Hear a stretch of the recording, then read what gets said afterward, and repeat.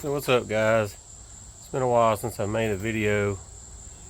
I've been busy working and it's been so hot I just hadn't been out fishing, and I got a few problems going on with my boat. One is the transom right here is got a little play in the top part of it, so I haven't really had it out.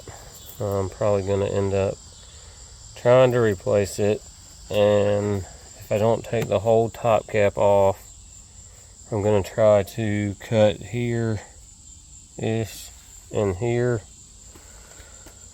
on both sides, and then remove the top of the back of the boat so I can get in there and work on the transom.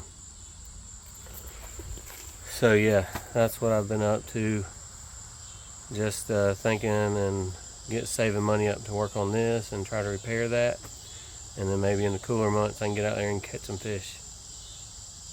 Well, thank y'all for watching. Y'all please like and subscribe. We'll see y'all next time. Thank you. Bye.